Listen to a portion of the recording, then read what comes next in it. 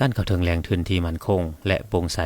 กลายเป็นกลไกสำคัญในการยกระดับคุณภาพชีวิตและลดพรความยุ่งยากของประชาชนอยู่เมืองนากายแขวงขมวน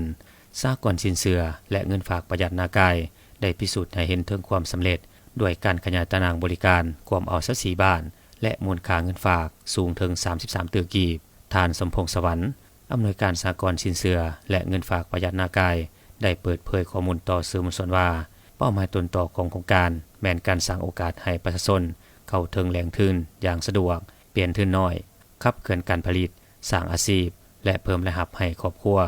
การดำเนินงานแม่นเน้นความโปร่งใสถูกต้องตามระเบียบกฎหมายและยึดถือผลประโยชน์ของสมาชิกเป็นต้นต่อสร้างความไว้เนื้อเชื่อใจอย่างลึกซึ้งปัจจุบันสหกรณ์มีสมาชิก 3,600 คนมูลค่าเงินฝาก33ตื้อกีบขอบเขตการบริการขยายจาก16บ้านเพิ่มขึ้นเป็น24บ้านการขยายตารางบริการแม่นการยับแรงทุนเข้าใกล้ประชาชนหลายขึ้น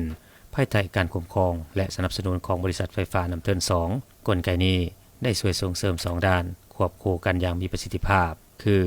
สร้างวินัยทางการเงิน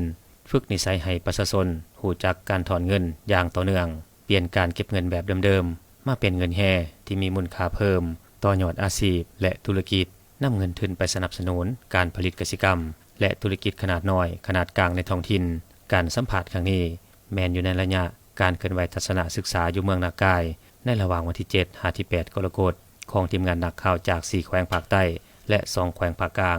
คือสารวันจำปาสักเสกองอัตตปือสวรรณเขตและแขวงขมวน